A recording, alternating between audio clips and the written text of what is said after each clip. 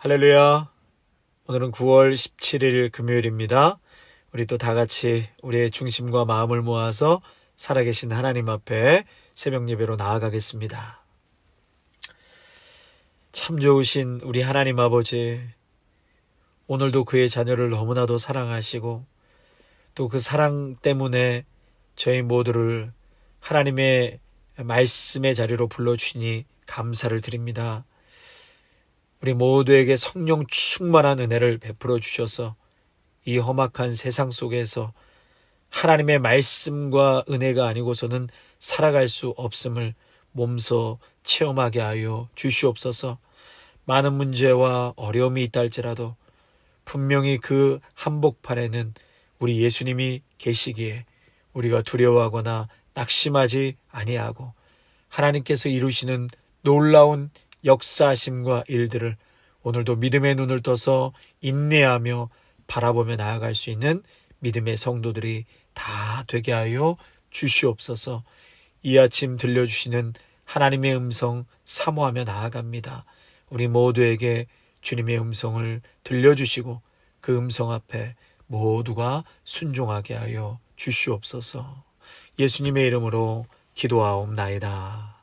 아멘. 오늘 주시는 말씀은 사사기 20장 17절에서 28절까지의 말씀입니다. 20장 17절에서 28절까지의 말씀, 제가 하나님 말씀 봉독하겠습니다. 베냐민 자손 외에 이스라엘 사람으로서 칼을 빼는 자의 수는 40만 명이니 다 전사라. 이스라엘 자손이 일어나 베델에 올라가서 하나님께 여쭈어 이르되 우리 중에 누가 먼저 올라가서 베냐민 자손과 싸우리까 하니 여호와께서 말씀하시되 유다가 먼저 갈지니라 하시니라. 이스라엘 자손이 아침에 일어나 기브아를 대하여 진을 치니라.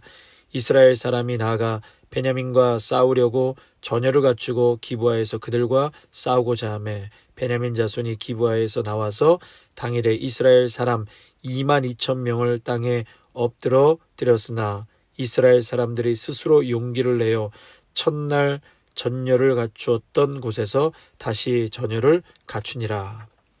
이스라엘 자손이 올라가 여호와 앞에서 저물도록 울며 여호와께 여쭈어 이르되 내가 다시 나아가서 내 형제 베냐민 자손과 싸우리까 하니 여호와께서 말씀하시되 올라가서 치라 하시니라. 그 이튿날에 이스라엘 자손이 베냐민 자손을 치러 나아가매 베냐민도 그 이튿날에 기브아에서 그들을 치러 나와서 다시 이스라엘 자손 18,000명을 땅에 엎드려 드렸으니 다 칼을 빼는 자였더라. 이에 온 이스라엘 자손 모든 백성이 올라가 베델에 이르러 울며 거기서 여호와 앞에 앉아서 그날이 저물도록 금식하고 번제와 화목제를 여호와 앞에 드리고 이스라엘 자손이 여호와께 물으니라. 그때에는 하나님의 언약궤가 거기에 있고 아론의 손자인 엘르아살의 아들 비느하스가 그 앞에 모시고 섰더라. 이스라엘 자손들이 여쭈기를 우리가 다시 나아가 내 형제 베냐민 자손과 싸우리까 말리까 하니 여호와께서 이르시되 올라가라. 내일은 내가 그를 내 손에 넘겨주리라 하시는지라. 아멘. 우리가 어제 또 그제 말씀과 계속 이어지는데요. 레위인이 불량배들에게 첩을 빼앗겨서 결국은 욕을 보이고 죽게 됩니다.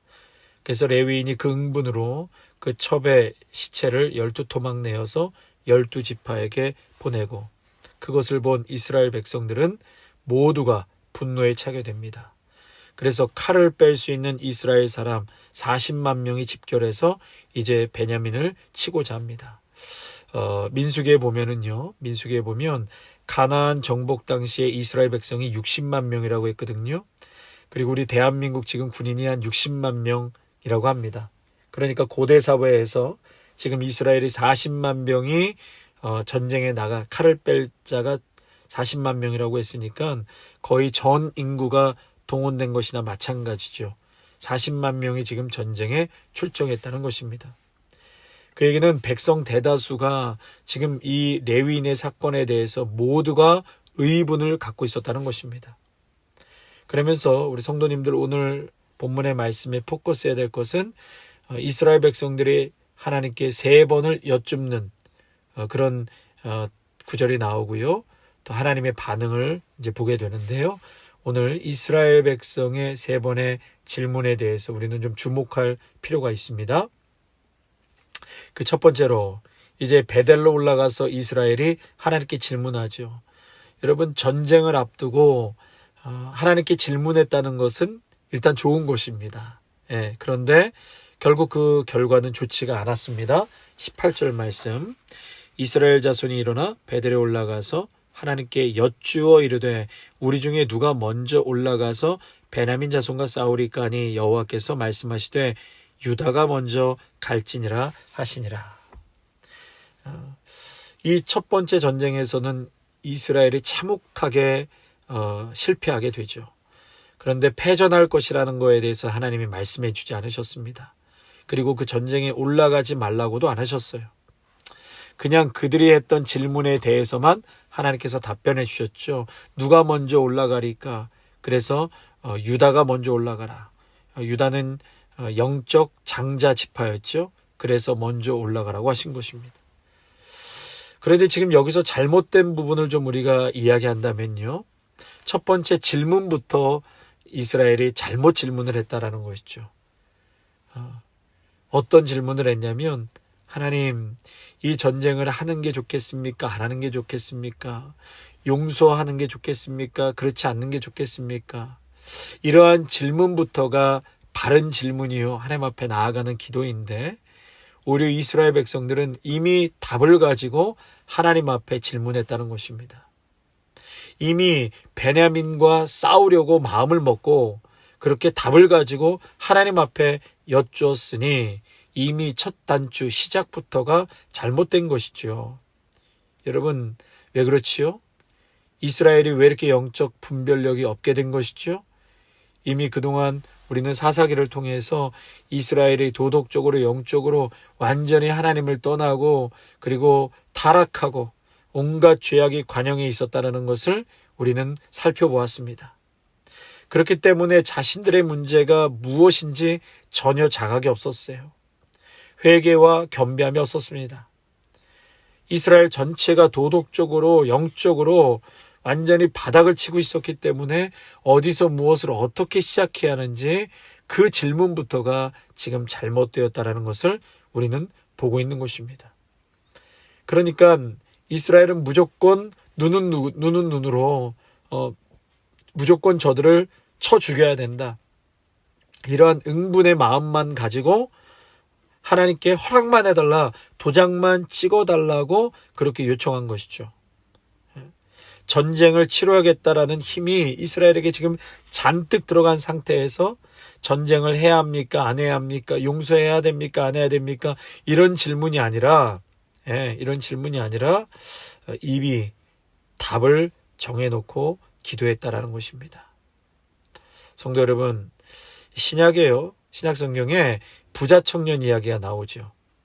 부자 청년이 예수님께 찾아와서 질문합니다. 주님, 제가 무엇을 해야 영생을 얻겠습니까? 그러니까 이 청년은 행위 구원론이 그냥 삶에 박혀 있는 거예요. 내가 어떤 행위를 해야지 영생을 얻을 수 있습니까? 그럴 때 예수님께서 뭐라고 답변하십니까? 나로 말미암지 않고는 영생을 얻을 수 없느니라. 이렇게 정답을 바로 말씀해 주시면 좋겠는데 예수님 그렇게 답변하지 않으셨습니다. 너가 계명을 알거니와 십계명에 이렇게 써 있지 않느냐? 십계명을 지켜라. 그렇게 대답하셨어요. 무엇을 해야만 영생을 얻는다고 생각했던 이 청년에게 예수님은 성경에는 이렇게 써 있지, 그렇게 하시면서 행위에 대한 얘기를 하셨어요. 그랬더니 청년이 뭐라고 대답합니까? 예수님, 저는 어렸을 때부터 그 율법을 이미 다 지켰는데요. 그러니까 예수님께서 또 다른 행위에 대해서 청년에게 던지시죠. 너의 전 재산을 팔아서 가난한 자에게 나눠주라. 행위로 구원받을 수 있을 거라고 생각했던 이 어리석은 부자 청년, 사람에게 감당할 수 없는 행위를 예수님께서 그에게 말씀하시면서 결국은 무엇이죠? 행위로 되는 것이 아니라는 것을 깨닫게 해 주시고자 했던 것입니다. 그러니까 결국은 나를 따르라. 결국은 나를 따르라. 이것을 포기하고 나를 선택할 수 있겠느냐? 결론적으로 예수님께서는 나를 따르고 믿어야 영생을 얻을 수 있다라는 것을 말씀해 주신 것입니다. 여러분, 오늘 이스라엘 백성들의 이 어리석은 질문에 예수님께서 바른 대답을 못 해주시는 거예요. 왜 그러냐면 질문 자체가 잘못되었기 때문에 우문우답을 해주신 것입니다. 어리석은 질문에는 그냥 어리석게 답을 해주신 것이죠. 왜요? 바른 답을 해줘도 이스라엘 백성들이 못 알아듣기 때문에 그렇습니다. 이미 한쪽에 치우쳐 있기 때문에 첫 단추가 잘못 끼워져 있기 때문에 하나님의 소리, 사람들의 바른 소리를 들을 수가 없었던 것이죠. 그래서 잠언 23장 9절에 보면 어리석은 사람에겐 아무 말도 하지 마라. 아무리 지혜로운 말을 해도 업신여기리라. 오히려 지혜로운 말이 해가 되어서 부메랑으로 나에게 돌아올 수 있다라고 말씀하시는 것이죠. 성도 여러분, 오늘 본문을 통해서 우리가 꼭 깨달아야 할 것은 기도는 해야 합니다. 반드시 하나님 앞에 구하고 찾으라고 기도하라고 말씀하셨기 때문에 믿음의 성도는 매일매일 기도의 삶을 살아야 합니다. 그러나 기도의 방향이 잘못되어서는 안 됩니다. 기도의 방향을 내가 정해놓고 기도하느냐, 이미 내가 답을 갖고 하나님 앞에 이렇게 해달라고 요청하는 기도는 잘못된 방향, 잘못된 기도라는 것이죠. 그렇게 기도하고 나서 왜 하나님 나에게 응답 안 해주십니까? 왜 실패하게 되었습니까? 그래서 하나님 안 계십니다. 이렇게 하나님에 대해서 오해하고 자신의 잘못된 그러한 기도의 시작은 깨닫지 못한다는 것이죠. 우리가 하나님 앞에 기도할 때 성도 여러분, 백지 상태로 나아가는 것입니다.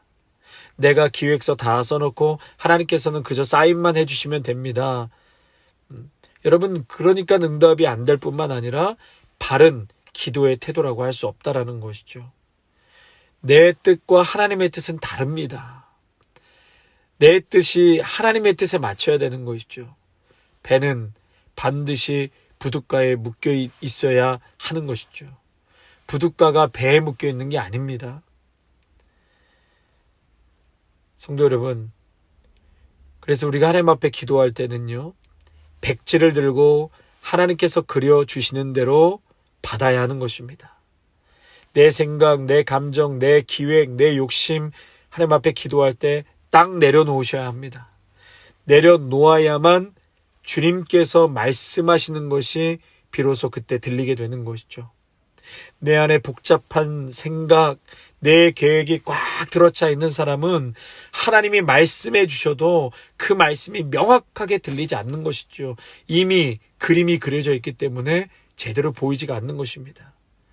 하나님께서 말씀 안 해주셨다고 하나님을 원망할 문제가 아니라 지금 내 생각이 복잡한 거예요. 내 의견, 내 소원을 내려놓지 못한 채 인간의 수단과 방법, 내 생각을 포기하지 못한 채 하나님 앞에 기도하니 이면지에 하나님께서 그려줘도 하나님의 그림이 보이지가 않는 것이죠. 하나님께서는 다 내려놓을 때까지 기다리십니다. 하나님은 그가 응답을, 하나님의 선물을 받을 수 있을 때까지 기다리시는 거예요. 지금 주기에는 너무 준비가 안 돼 있기 때문에 하나님께서는 기다리시는 것입니다. 성도 여러분, 하나님께 기도하시되 예수님이 기도하신 것처럼 내 원대로 마옵시고 아버지의 뜻대로 하옵소서. 내 뜻은 이것이고 내 마음은 이렇게 되기를 원하지만 그런 게 얼마나 사실 많습니까? 그러나 그럼에도 불구하고 아버지의 뜻대로, 아버지의 원대로 되어지기를 기도합니다. 주님, 그런 마음, 그런 믿음을 우리에게 주옵소서. 우리의 상황은 수시로 바뀝니다. 어제는 좋았다가 오늘은 안 좋다가, 어제는 천국에 있다가 오늘은 지옥에 사는 것처럼 우리의 상황과 환경은 수시로 바뀝니다. 그러나 나의 본질, 상황이 어떠하든 다윗은 광야 10년을 헤매고 다녔습니다. 10년을 살인의 위협과 도망자의 삶을 살았지만 그는 왕이 되든지 안 되든지 다윗의 본질은 하나님 앞에 늘 예배자로 서 있었다는 사실입니다.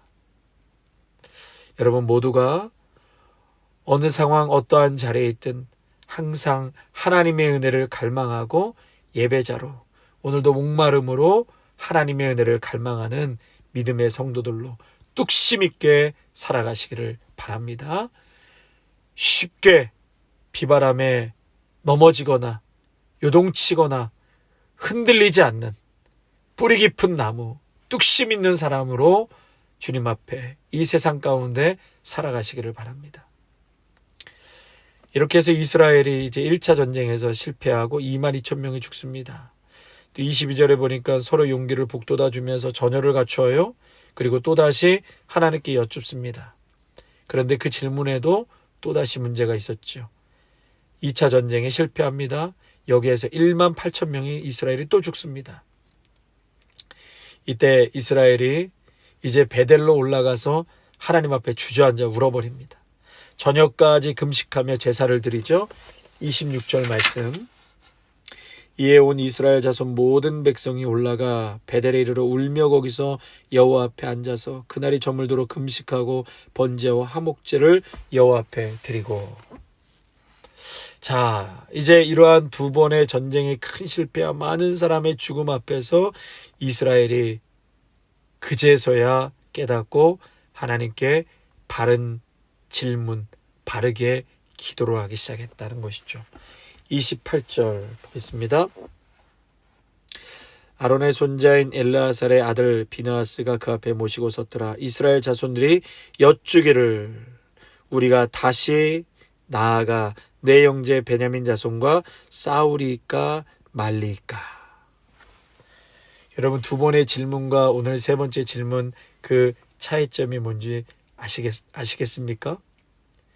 예, 이스라엘 자손들이 여쭈기를 우리가 다시 나아가 내 형제 베냐민 자손과 싸우리까 말리까. 두 번째 질문까지는 전쟁하는 것은 기정사실이었죠. 우리가 원하는 대로 하나님 도와주십시오 그렇게 했다면, 세 번째 질문은 싸우기 위해 다시 가야 합니까? 여기서 그만두어야 합니까? 전쟁을 계속 이어가야 합니까? 아니면 여기서 그만둘까요? 하나님께서는 비로소 그들에게 진짜 대답을 해주셨습니다. 사랑하는 성도 여러분, 오늘도 기도할 때 내가 답을 정해놓고 기도하지 마시기를 바랍니다. 주의 음성을 듣기 위해서 내 심령, 내 내면을 고요하게, 그리고 다른 그림이 없도록 하나님 앞에 순수함과 또 진정성 있는 마음으로 기도하시기를 바랍니다. 저는요, 주일 설교 원고, 그 종이는 평소에는 이면지를 거의 쓰는데요, 주일 설교 원고만큼은 새 종이어야 합니다. 깨끗한 종이에다가 주일 설교 원고를 이제 프린트를 합니다.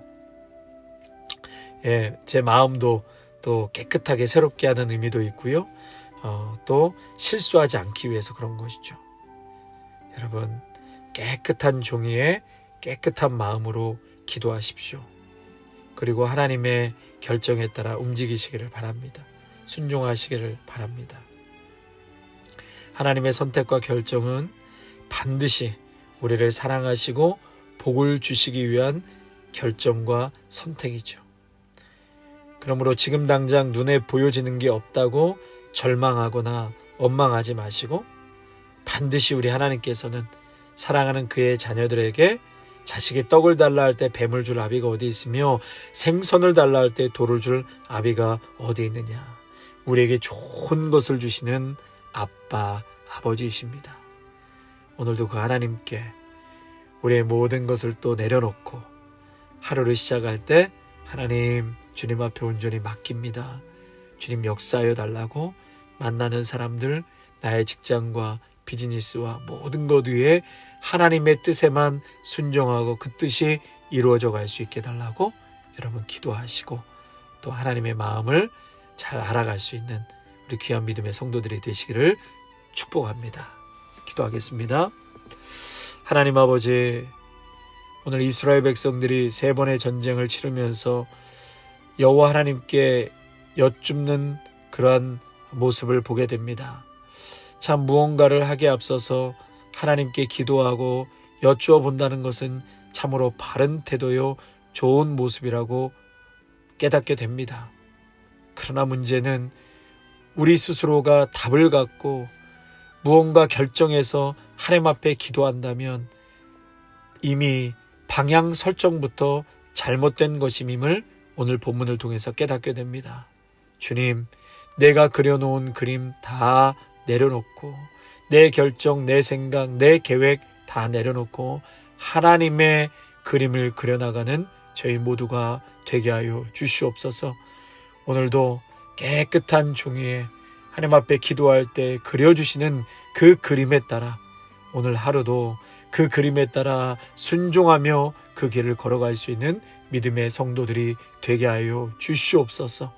그리할 때에 우리 하나님께서는 사랑하는 그의 자녀들에게 반드시 좋은 것으로, 가장 복된 것으로, 가장 충만한 것으로 위로와 평안과 하나님의 복의 복을 넘치도록 주시는 하나님의 그 은혜를 오늘도 평생을 누리며 살아가는 복된 성도들로 인도하여 주시옵소서. 오늘 하루도 하나님께서 저희 모두를 지켜주실 줄로 믿습니다. 예수님 십자가 품고 남은 주말도 잘 보내게 하여 주시고 또 주일날 기쁨으로 만나 하나님을 예배하고 그 가운데서 참된 소망과 위로와 치유를 경험하게 하여 주시옵소서. 예수님의 이름으로 감사하며 기도하옵나이다. 아멘. 이제는 우리 주 예수 그리스도의 은혜와 한량없는 하나님 아버지의 사랑하심과 성령의 기름 부으심이 하나님 앞에 바른 자세, 바른 방향으로 간절히 깨끗한 종이처럼 기도하기를 원하는 귀한 믿음의 성도들과 가정과 일터와 자녀 위에 아름다운 교회 위에 이제로부터 영원토록 함께 하시기를 간절히 축원하옵나이다. 아멘.